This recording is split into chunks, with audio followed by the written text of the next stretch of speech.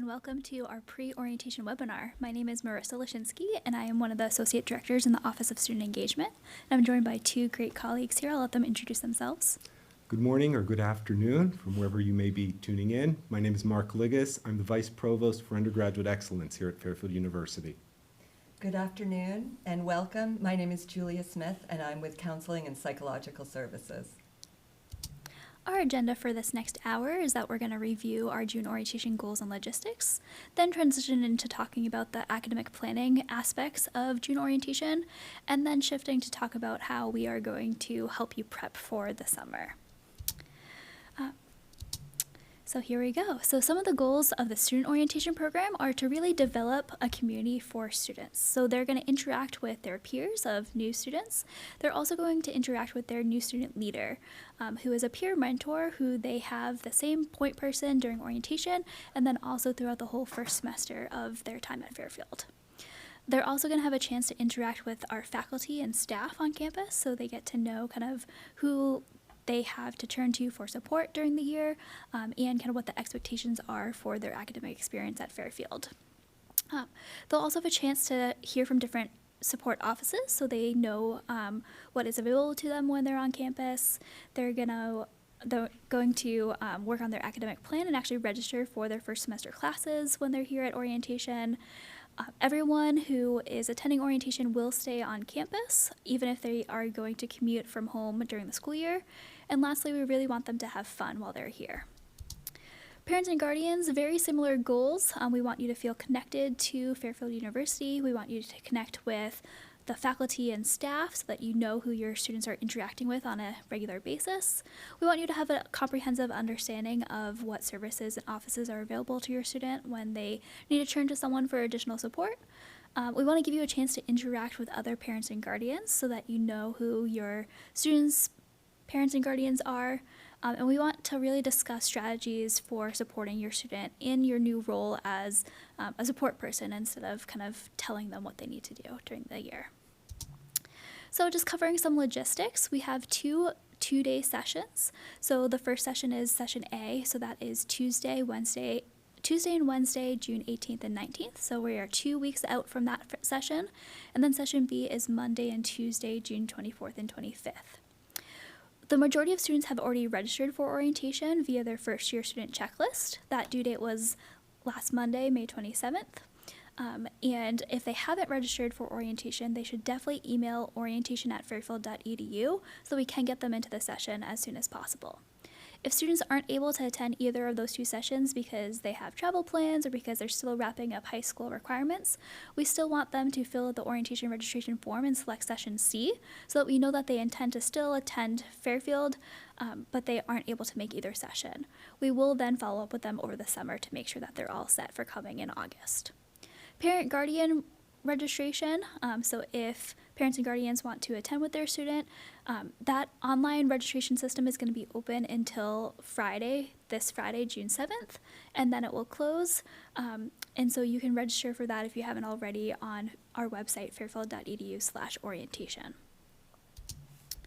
The schedules are also available on that website, so on fairfield.edu/orientation. Right now there is just a web version of that, but we are also uploading PDF copies of the schedules, and then you will also receive printed materials when you arrive to campus for your session. Parents and guardians have concurrent programs with students, so they are, some of the sessions will be combined with everybody who's attending that day, but then some are going to be independent, so students have individual experiences and their parents and guardians have programs that are more catered to their needs. Session day 1 will begin around 9 a.m., so students will be receiving confirmed times of when they are scheduled to check in, but the first session starts right around 9 o'clock, and then day 2 ends right around 3 p.m. So students should plan to stay for the entirety of their session. If they need to leave early, we do have systems in place to guarantee that they have all the information that they need before leaving, but they should let their new student leader know that and also email orientation@fairfield.edu. Accommodations, so like I previously said, all students who are attending orientation will stay in the residence halls overnight. We do not provide on-campus housing for parents and guardians, but we do work with local hotels who offer special orientation rates, and that information can be found on our orientation website as well. The student schedule, this is just a quick overview, but like I said, we'll post additional information online, and students and parents and guardians will receive the updated schedules when they arrive to campus. But on day one, students and their families are going to start out with the welcome to the university. Those are the red session titles right now are the ones that have the combined students and their parents and guardians together.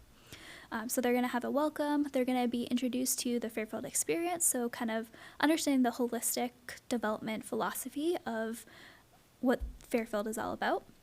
They're going to then shift into meeting with the orientation groups and getting to know their peers and their new student leaders. They'll have lunch where they get to meet with faculty members and have informal dialogues about what it means to be a student at Fairfield. Then we're going to shift into a couple of different sessions about financial planning and understanding the behavioral expectations of what it means to be a Fairfield student. Then they're going to head into academic planning. So they are going to meet with all the students who are going to be in their schools and then break out into individual classrooms by major so they can start working on their schedules for the fall semester. Before parents and guardians head out for the night, students have an opportunity to attend a mass or to go on a reflective walk with their family members. And then in the evening after dinner, they're going to have a lot of social entertainment activities. On day two, they'll wrap up some sessions, register for classes, and then have a chance to attend our information fair where they'll have a chance to talk to campus partners and see offerings in town. And then they can also do tours of the residence halls. The parent-guardian schedule, I won't go into as much, very similar offerings, but they also have some parent-specific sessions. So we have a student life forum where parents and guardians will have a chance to hear from a panel of student life offices. And then they also have a chance to engage in small group chats. So they're going to meet with a small group of other parents and guardians. They'll have a facilitator to just kind of answer questions and to talk through some of the sessions that they heard previously in the session. And then we'll wrap up with tips for a smooth and healthy transition to talk about kind of what the summer should look like and how you can, again, be that support person for your student when they come to campus. Meals, everyone always wants to know what food they're going to get when they come. So this is just an overview. On day one, breakfast will be a continental breakfast, and then we also have targeted breakfast for certain populations. Lunch for students will be box lunches because they'll go to those faculty informal dialogues, whereas parents and guardians will eat lunch in Tully, which is our dining commons. Dinner, students will be in the dining commons, and for parents and guardians, we have a Fairfield community gathering where they'll get to interact with the president, Jesuits, other community partners for the evening before heading out. On day two, students will be eating breakfast in the dining hall, or they'll be attending the student athlete breakfast. That is invite only for students who are on team rosters already. Parents and guardians of those athletes will also join them in that breakfast, but if they don't attend that breakfast, they'll be in the lower level BCC. And then lunch on day two, we have lunch on the town vouchers. So students and their parents and guardians will each be given an $8 voucher to go to a local restaurant in town. So what to bring? Students will be residing on campus, so they should bring comfortable clothing, shoes. There's going to be a lot of walking around. They should bring rain gear just in case we have inclement weather, toiletries including a towel, as well as bedding. So we have twin extra long mattresses, so they can either bring sheets and a pillow, or they can bring a sleeping bag. Really important for them to make sure that they bring their first year guidebook, which was mailed home, as well as a laptop or tablet to register for courses on day two. They won't need to carry around that device with them the entire time, but just on day two when they're ready to register. If they don't have a laptop or tablet, we do have extras on campus, so they should just email us at orientation@fairfield.edu so that we can make sure we have one available to them. They should also bring identification so that when they take their picture for their STAG card, which is our campus ID, we know who they are. So that would be a license or passport or other state-issued photo ID. And then They also need to make sure that they have their NetID login information, which they've been using to access the checklist. So hopefully they are all set with that. And on their checklist, they should make sure that they have a green check mark next to their academic interest questionnaire, their orientation registration form, and their health immunization form. If they have not already turned in their health paperwork, they have an opportunity to do that at orientation, but we would prefer to have it ahead of time. Parents and guardians, you have to bring less items, but important for you to also understand that we have a lot of walking for you to do, so wear comfortable shoes and bring rain gear. So arrival and check-in, please abide by your assigned arrival time because we want to reduce the amount of traffic on campus and at the check-in lines. When you receive the confirmation email with your check-in time, if you are unable to come during that time, just please let us know so we know when to expect you. There will be plenty of parking on campus, and once you arrive to campus, we will have people and signs directing you where to go, and then you'll proceed to the Barone Campus Center, lower level, to check in. After checking in, students will have their keys and their swipe cards to go and drop off their belongings in their residence hall that they'll be staying in for orientation. There will be breakfast available in our dining commons, and then everybody will head over to the University Welcome at 9:15 in the Recplex. Please make sure to wear your name badges at all times so that we know who you are and where you need to be. If you have any additional questions about logistics, we will be having a question and answer portion at the end of the webinar today, so please feel free to comment on them on the YouTube page or email them to orientation@fairfield.edu. And then if you have questions after the presentation, also feel free to contact our office. Now I'm going to turn it over to my colleague, Dr. Ligas, to talk about the academic components of orientation. Marissa, thank you very much. Parents, guardians, family, friends of the class of 2023, first and foremost, from the academic division, congratulations. We are so looking forward to welcoming your students to campus for orientation in the next few weeks. And for those who can't make it, please know that we are here for you throughout the summer. And as this webinar shows, we are here to talk with you in any way, shape, or form to make sure that your student has the perfect transition to his or her first year experience at Fairfield University. Marissa's done a really fine job of explaining in great detail what's going to happen during orientation whenever you come either to session A or to session B. What I'd like to do is I'd like to take a few minutes to just talk in a bit more detail specifically about the academic components. As I'm sure you can already tell from what Marissa has said, the academic division and the student affairs, student engagement divisions work collaboratively to ensure that the student has what we like to term a holistic experience at orientation. We want to make sure that your student is really given the opportunity to explore every facet, socially, academically, personally, of what Fairfield has to offer. So what I'd like to do is I'd like to just walk with you a bit more down the academic path so that you have an idea of what's going to take place when we have your student with us. What I want to do is I want to talk a bit about academic support and retention first. Please keep in mind that your student has a number of layers of academic support during his or her time here at Fairfield University as an undergraduate. Certainly, every undergraduate student is assigned an academic advisor. In addition to that, as you know, your son or daughter is going to be represented by one of our 4 schools, the College of Arts and Sciences, the Dolan School of Business, the Egan School of Nursing and Health Studies, and of course our School of Engineering. So in addition to the academic advisor, every student will be able to turn to the dean's office for academic help at any point in time. Certainly, our deans are busy running the overall structures of the schools, but every school has an assistant dean and an assistant director who helps the students specifically with their undergraduate academic questions. But above and beyond that, we're very fortunate here at Fairfield University to have an office devoted to academic transition, and that's our Office of Academic Support and Retention. And I'm privileged to oversee that office and work with the counselors and the graduate students who in turn are another resource for your students.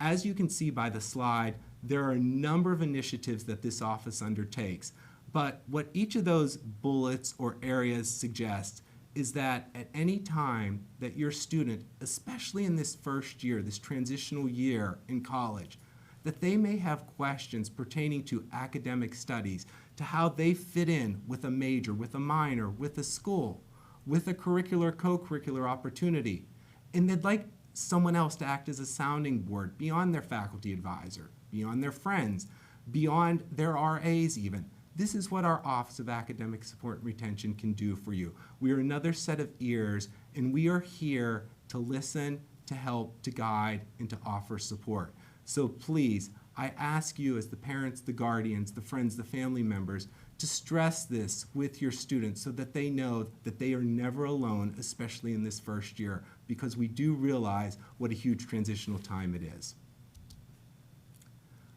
I next want to touch upon our Magis core curriculum. As I just said, your student will be entering one of our 4 schools, and I'm sure that he or she has very specific ideas at this point in time of what he or she wants to study. I can also assure you here at Fairfield University, a good majority of students enter with the intentions of studying one thing, and as I'm sure is no surprise to you, 4 years later, walk across Bellarmine Terrace during commencement, graduating with a major in something else. And that is certainly okay, because college is indeed a time of transition. It's a time of exploration.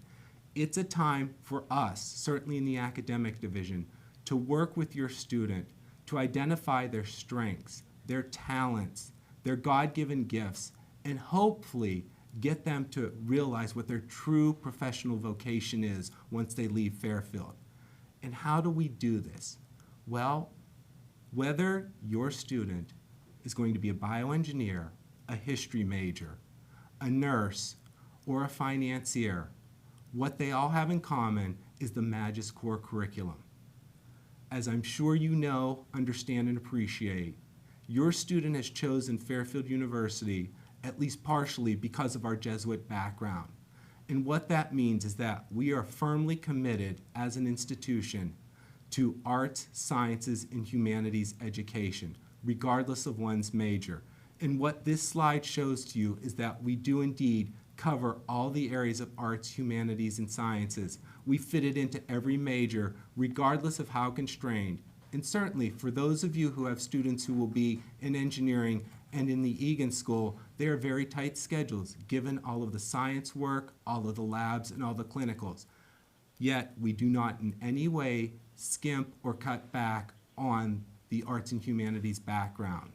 Please keep in mind that we are very intentional in this, because we know that for your student, this is indeed a time of exploration, and we want to make sure that we open their minds so they can more holistically evaluate, critically think about, and be exposed to social, cultural, national, global issues. Hence, why we believe the Magis core curriculum is so important, and we look forward to immersing them in it during their time here at Fairfield. I will certainly speak more about this for those of you who will be able to join us on campus for orientation. And of course, for your students, they will hear this from their faculty advisors in their advising sessions. Let me just delve a bit more into what you will experience during your time here with regard to the academic component. Certainly, if you're going to be able to join us for either session A or B, I will have the privilege and honor of speaking with you in a large group setting to talk a bit more about academics here at Fairfield University and what you can expect for your student to experience during his or her time here. After I give you a general overview, you will then have the opportunity to break down by respective school that your student has been accepted to, and you will hear about the curricula in each of those schools depending on what your student has chosen to major in. What's going to happen for your student while he or she is here is a number of things. First, on day one, they will have the opportunity, as Marissa had indicated a few minutes ago, to have lunch with a faculty member.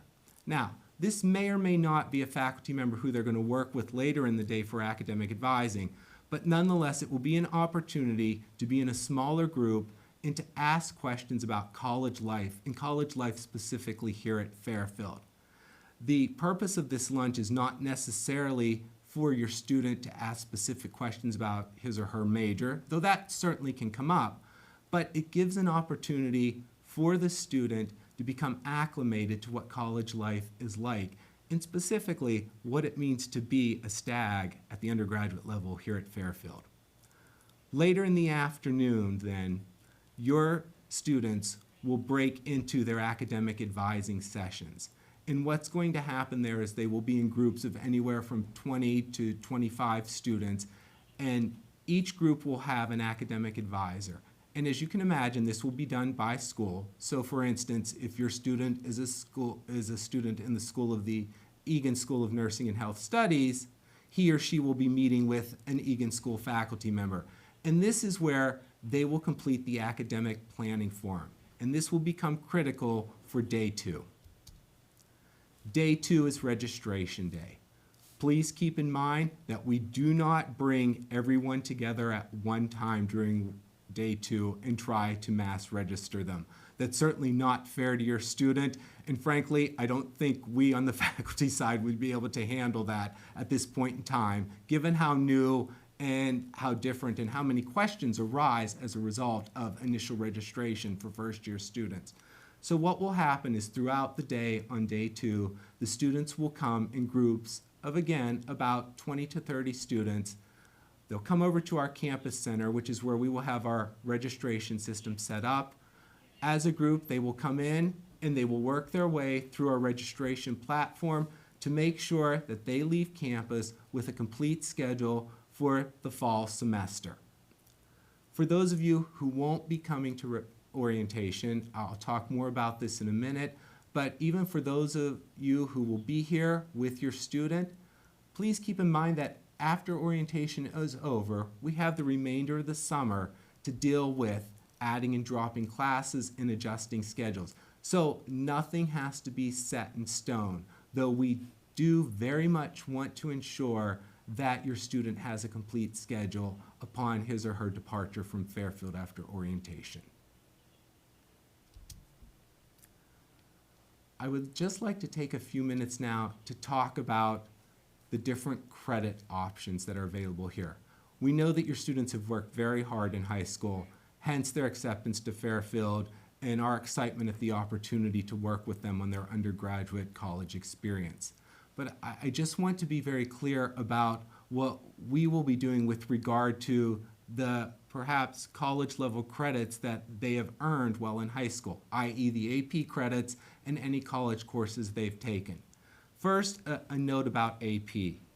Please keep in mind that when your student is here for orientation, we are going to assume that he or she is not coming in with any AP credit. We know that is not the case. We know that your students have worked very hard and that many of them have earned exemplary AP scores, and we are going to account for them. But during the orientation period, we want to, again, make sure that they have a complete schedule. So what we will do is we will schedule them assuming no AP. As you know, the majority of AP credits get processed and get reported out later in the summer. As parents, guardians, friends, and family members working with your students, please make sure that those AP score reports get sent to us, and they will come to the Office of Academic Support and Retention, because what we will spend the remainder of the summer doing after orientation is we will be processing the AP scores. And if your student earns AP credit for a particular class, then what we will do is we'll be in touch with your student over the summer and make the adjustment then. So, for example, perhaps your student has registered for a history course, and as it turns out, they have history credit. Depending on which history course they registered for in that first semester, we will be able to adjust their schedule and add in a different class. Please keep in mind that we will cover AP credits in the registration process in great detail with your students when we're meeting with them during advising on day 1 and of course during the registration process on day 2. The other credits we want to talk about are college credits. Fairfield has a very clear policy on this and it is available on our website, so I encourage you and of course your students to take a look at this. We do indeed accept college credit, but it has to follow a number of rules. One, the college class cannot count towards the high school graduation requirement. Two, the college class must be taken in the college campus with other college students taught by a college faculty member. And three, the student has to earn a final grade of C or better in order for us to accept the transfer. Certainly, we work very closely with the high school to receive written confirmation from the student's high school to make sure that indeed this was a college level class taken above and beyond the high school requirement. So we will work closely over the summer to deal with those issues too. The important thing to note is that we will give credit where credit is deserved because we realize how hard your student has worked during his or her high school experience. The last thing I just want to bring to your attention is for those of you who are only able to attend orientation on day one, or those of you who won't be able to join us at all for orientation. Please know you're not alone, and this in no way inhibits your child from being able to be part of the Fairfield experience. The student certainly is not disadvantaged. This is another role of the Office of Academic Support and Retention over the summer months. If you're unable to attend orientation, we're going to find you. We're going to reach out and we're going to work on getting you the schedule so that you'll be able to hit the proverbial ground running when you join us in September. Please keep in mind, though, that many pieces of information that lead up to orientation have already been sent to you, such as your first year checklist and the appropriate action items that need to be taken. Even if you won't be joining us for orientation, please make sure that you work through that checklist so that we have complete information and a full profile of your son or daughter as the student so that we can academically set them on the right path come fall. For those of you who can only attend orientation on day one, the most important thing to remember is that in day one, during the afternoon session, when your student is working with the faculty advisor, your student needs to complete that academic planning form because that form will be turned into academic support and retention, and that's what we will utilize in order to make sure that we have a complete schedule ready for them come September. I hope you found this information of use. I know it's a lot to throw at you, but again, please keep in mind in the academic division, we are ready and willing to assist your sons or daughters as they transition to Fairfield. Thank you so much. Thanks so much, Mark and Marissa, for all that really helpful information. And good afternoon, everyone. I'm excited to be speaking with you today. I have been working as a therapist in the counseling center for the past 5 years. And I've, at this point, worked with literally hundreds of college students on their mental health needs as well as their transition to college issues. And I wanted to today share some information about prepping for success so that your student gets off on the right foot in the fall. So today we're going to be focusing on a few areas: modeling and encouraging stress management, helping your student find their place on campus, and adapting to shifting roles. And we'll also spend a little time just with a couple of tips for orientation to help that make that successful as well. But I want to start by focusing on stress management. The transition to college, as in any major move, is primarily greeted with a stress response, also known as the fight or flight syndrome. Symptoms of rapid heartbeat, difficulty breathing, headache, stomach ache, nausea, negative thought spirals, worry, desire to escape. These are all the things that we see at the counseling center in September with our first year students, and they are highly connected with the stress response from the transition to college. I want to start by saying I don't want to demonize stress. Stress is a vital, integral function which helps us become more resilient and grow. Without it, we would have difficulty functioning. So here you see the stress continuum. As you see, the first bar is green. That's where we have too little stress and we're in an underload. And that feels great when we're sitting on the beach, but we'd be hard pressed to get up and give a presentation such as this. We want to be in that yellow zone, which is the optimum stress zone, where we can function, we have energy, we have motivation. It actually is useful for getting us going. But we push that boundary too far, we get into fatigue, exhaustion, too much stress leads to overload, and then over on the far side you see the red zone. And that's where we start seeing anxiety, panic, anger, we see depression in there, breakdown. This is what we call chronic or a more toxic stress. And what we really want to do is help our students stay in that yellow zone where they're functioning optimally. And what we know is our kids are under a lot of stress in our society in general, and that by the time they get to college, they've spent quite a few moments in that red zone. So we want to help them really get into that optimal stress zone. Here also you see another type of curve, and this is the classic transition curve. The curve is a downward, so you see at the top, you see the honeymoon phase, and where you're filled with excitement and anticipation. And then that phase often gives way to a more downward spiral where reality sets in, and we start noticing that we don't have our usual routines, we don't have our family dog or our family right next to us.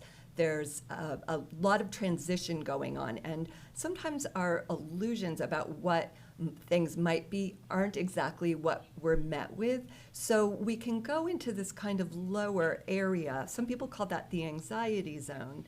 But then, as you notice, things start improving. We start moving upward. We get that sense of, I've got this, I can do this. And we start reaching up more into an acceptance and thriving zone. Now, this is classic for adjustment. And if you think back to your own history, you'll probably be able to identify that these are phases that you've been through in your life as well. And as we talked about with stress, that this is what builds resilience for us. Our ability to do this over and over starts building this confidence that we can handle what comes at us. But at the beginning, when you're on the phone with your student, you might notice this process occurring. Now, some students will sail through this, almost like they're riding rapids, and they're going to go right to the top again.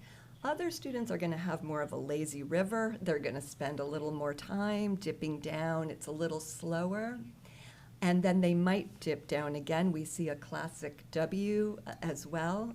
Don't be surprised at that. Some students will bridge this gap. And those are often those students who come in as athletes. They have a couple weeks with their team. They're already prepped to start. But I just want you to be aware of this. So if you see this, don't be surprised. And you have it on your thing. I just keep going. okay, so it looks like we lost our feed, but I'll just keep going. So how to manage this next semester?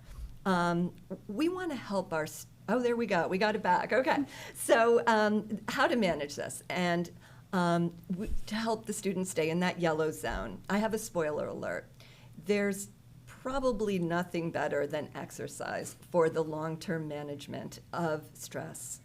Think of the idea of fight or flight, which is our stress response.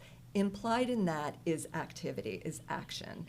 And if every time we felt stressed, we went for a run, we'd probably feel fine, right? We would just process all of that, those stress feelings. So the number one thing I can recommend for your student this summer is to have them involved in exercise, whether that's family walks or a gym membership or classes that they're taking. What they also show is that physical activity coupled with a social interaction is really the best for stress management. So if you do this as a family together, that will be a nice way to spend the summer, and it will really help your student get off on the right foot. The point is really just to do it, as they say in the Nike ad. And I've had so many students, when they come to me in the fall, I'll suggest this for them, and they'll almost inevitably come back with some relief for what they're feeling because they've gotten out and they've really exercised. Okay. And The second thing I strongly recommend for stress management is a mind-body activity. Any of these listed here are helpful, as is curling up in front of friends or the office. Anything that's going to help the student put a pause in the day and give time for restoration and recovery. What I see a lot in my office at the counseling center is students who feel guilty whenever they take a break. And so if you hear that, that's that sort of chronic stress phase that we want to help them get out of. And just as a weightlifter will rest their muscles, they do their legs one day, their arms one day, we also, and students doubly, need that recovery time in order to bounce back from the stress that they're experiencing. And this will help them really to regain a lot of their rhythm and feel better. So I would recommend something for this summer going into the fall semester.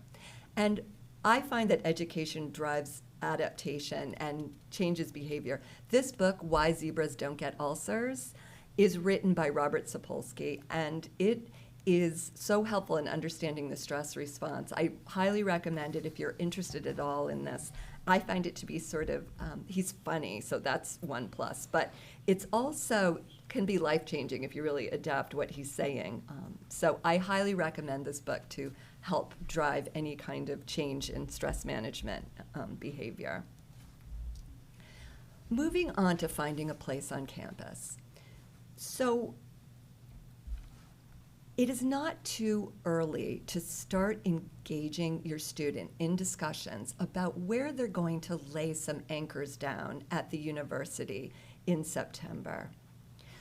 Our activity fair occurs a week into the semester.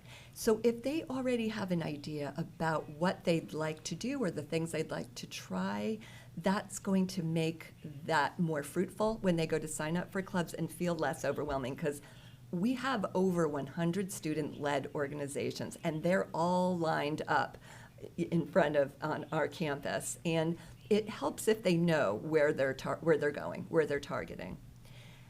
And it's also helpful if they can engage in something that they really already have a passion about.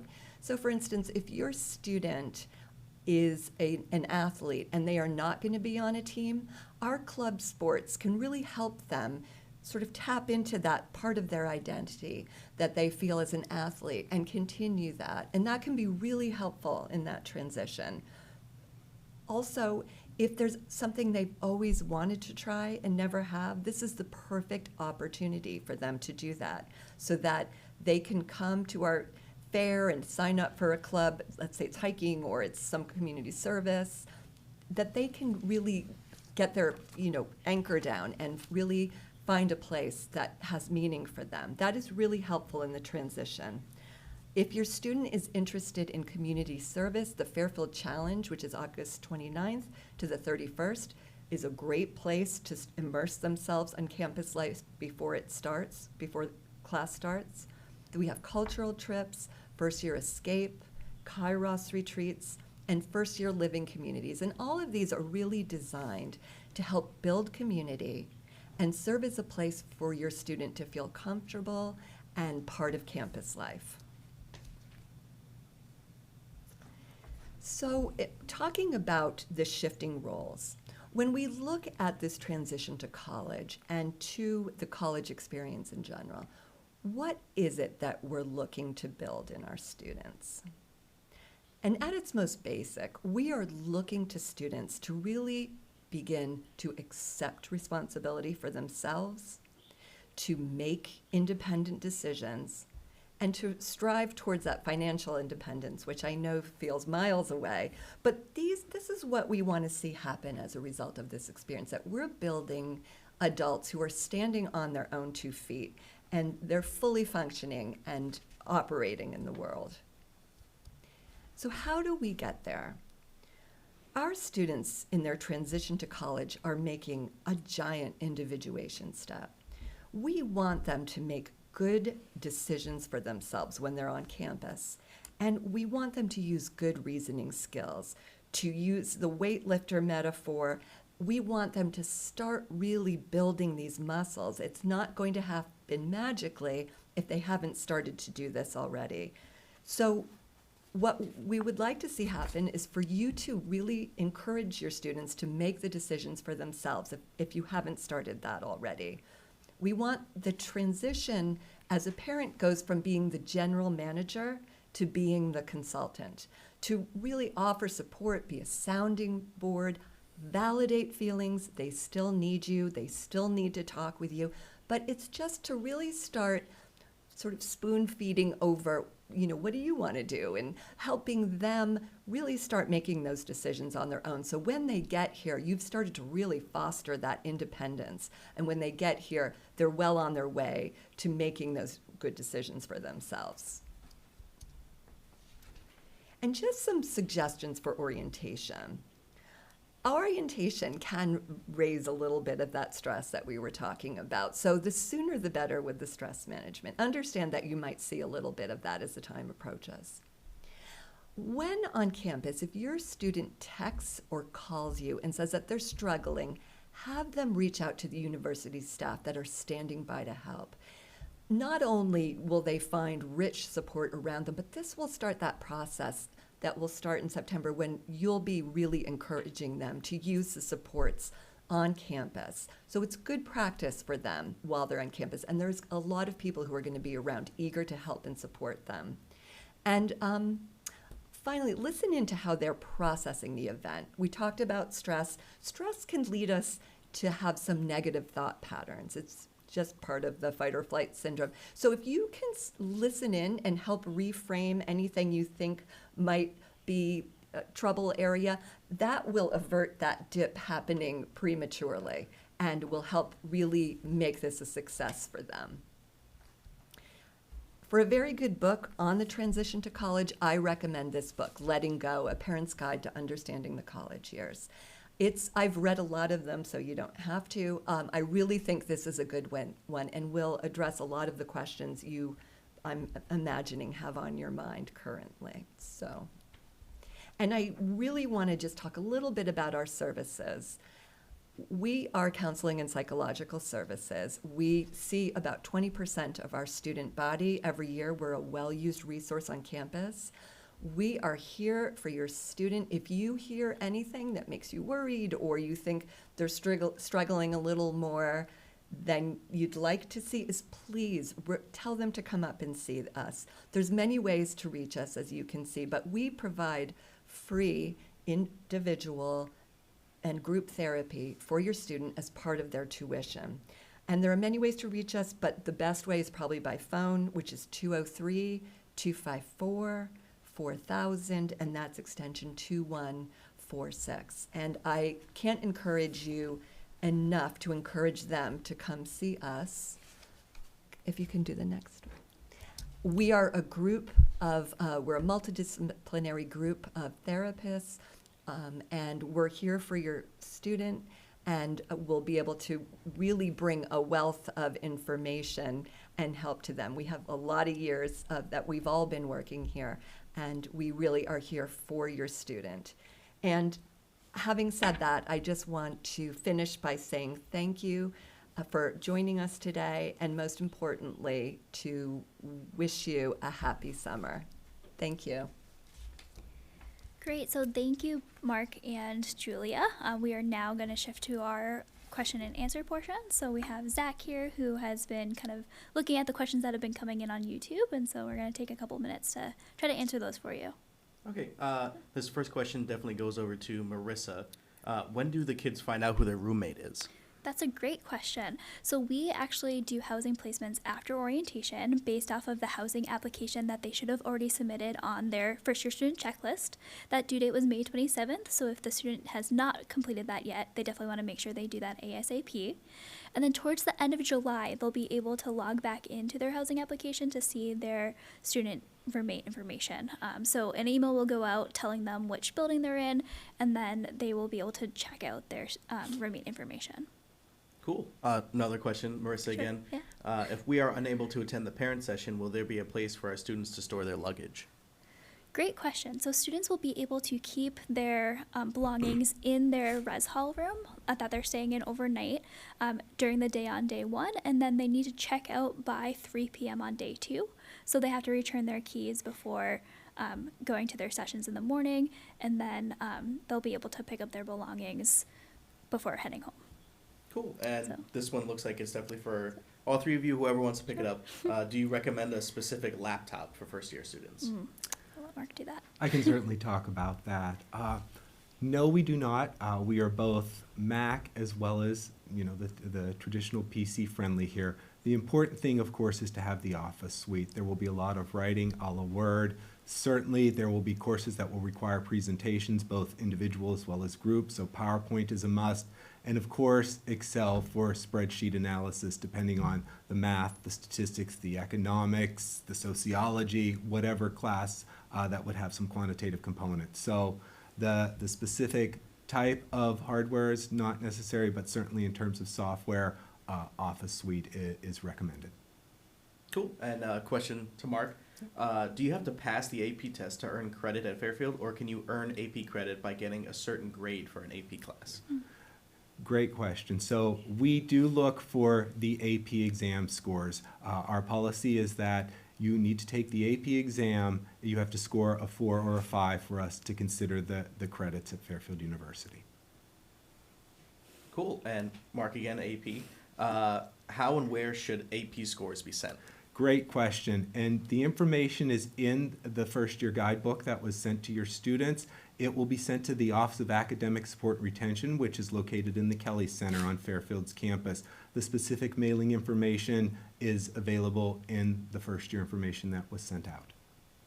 Gotcha. And I'll shoot this one out to all three of you. When you say reach out to university staff, do you also mean resident assistants as well? I think definitely during the school year, RAs are a great resource. So those are students who are beyond their first year, who have intensive training to support new students to campus, and they are the ones who are on call in the halls overnight. RAs are not on campus during the summer, so students will be connected with their new student leader either at orientation, or if they attend session C, they'll be hearing from their new student leader over the summer, so they are more than welcome to also communicate with their new student leader over the summer. Cool. And question about hotels. What hotels are offering a discount for parents? Someone's coming from out of town. Great, yeah. So if you go to fairfield.edu/orientation, we have a specific website for our local hotel deals.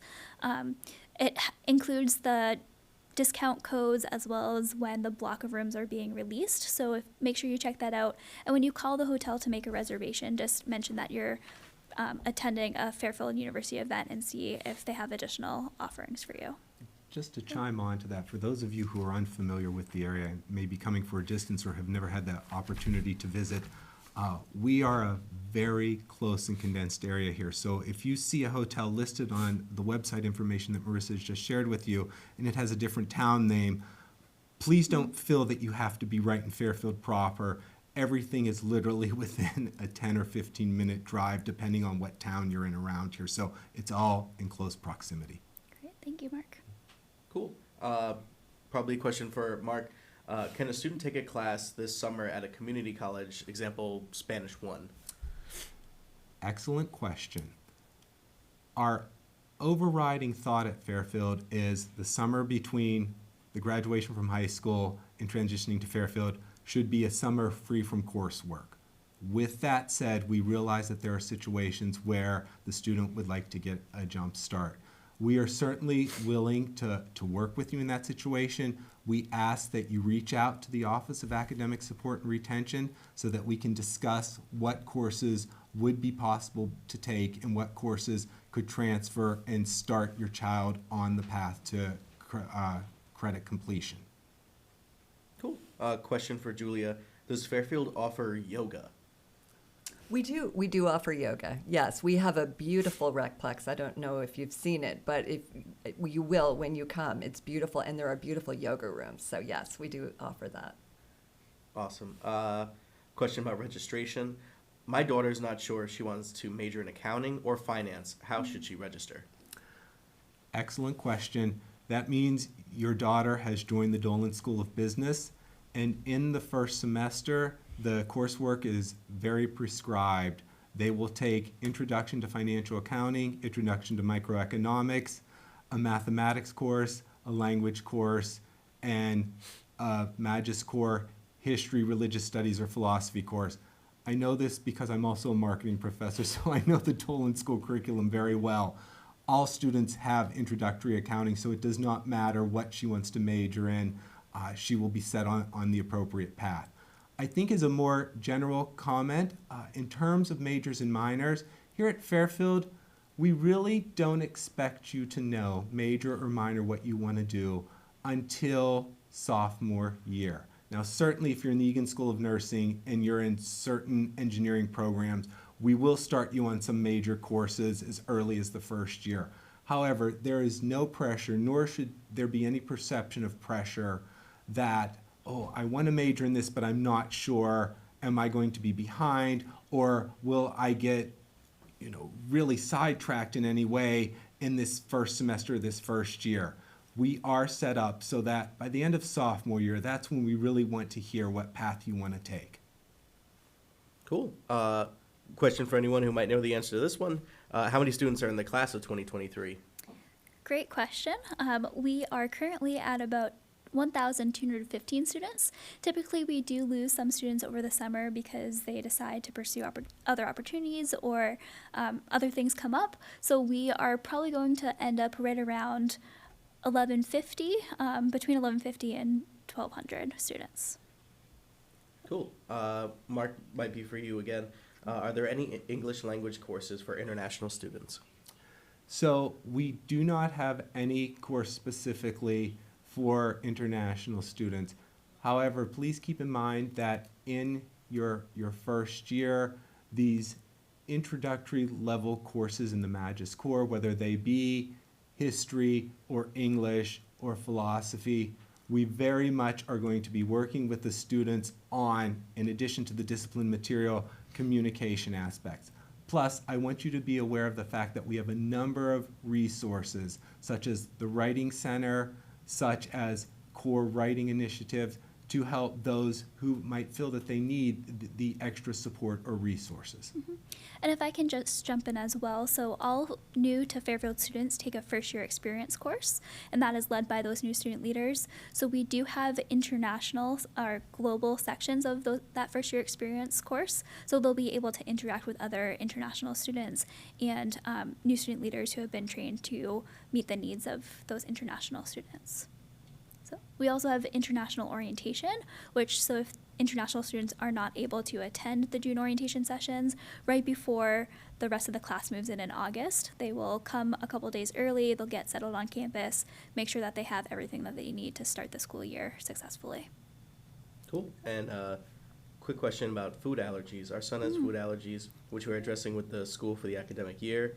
In the meantime, who can we contact regarding food during orientation? Great. So the orientation registration form did have a section to list any dietary or other accommodation needs. So if that information wasn't already in that orientation registration form, please just email that information to orientation@fairfield.edu, and we'll make sure that we meet that accommodation. And then actually during the sessions, everything will be labeled, especially for those box lunches on day one for the students. We have special box lunches depending on the students' needs. And I just wanted to say, Mackenzie Gordon is our nutritionist who works for Sodexo, our food provider. So she's an excellent resource as well during the school year. Cool. Another question: what year must a student be a part of to be a part of study abroad? So in terms of study abroad, the majority of our students go abroad at some point in their junior year, either fall or spring semester. With that said, various departments in major areas are also looking at the sophomore abroad experience. For example, in the School of Engineering, since, as I discussed with you earlier, the curriculum is so constrained, it is actually a bit more flexible for engineers in their sophomore year to consider the abroad experience versus the junior year. With that said, and I know that both Julia and Marissa have indicated this throughout their portions of our discussion today, it is never too early to start talking about this. So please stress to your student, if he or she is even remotely thinking about the abroad experience, to bring it up with the academic advisor, to bring it up with the dean's office of the school that the student belongs to, because we can make sure that the student gets in front of our study abroad office so that we can identify the most appropriate time given his or her area of study. We will have study abroad office representatives at the info fair on day 2 of orientation, so they can start that conversation there. And then in the fall, this is just the first of many webinars that we will be hosting for you folks. So in the fall, we will also have a specific webinar about the study abroad and global experience. Cool. Mark, this is directed at you. You mentioned that a college course would need to be taken on a college campus. Do you also accept online courses from an accredited college? Right. So what we'll do in that case is we will see what the high school gives to us in terms of verifying that this was a college course.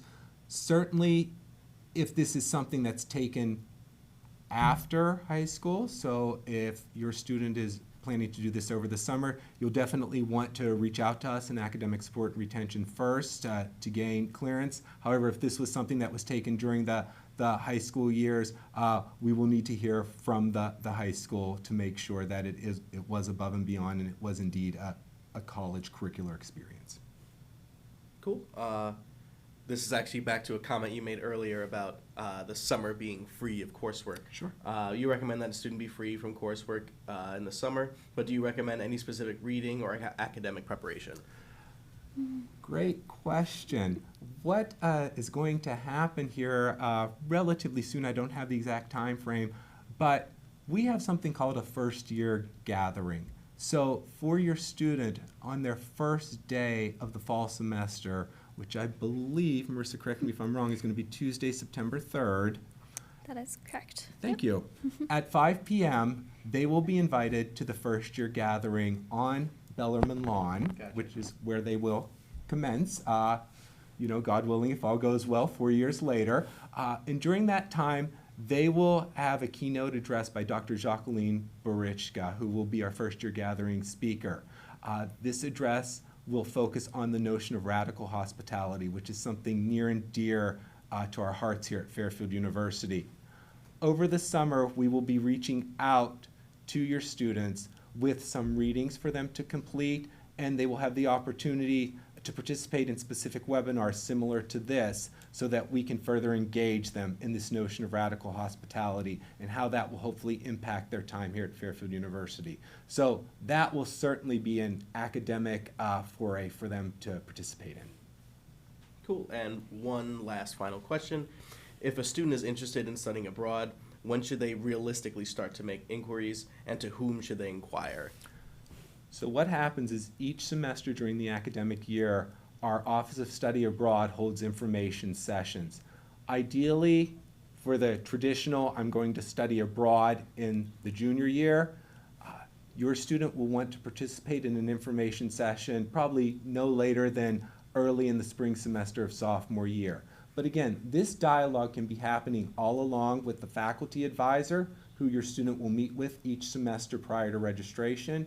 It can happen in the dean's office with the assistant dean or the assistant director, and it can certainly happen with the Office of Academic Support and Retention.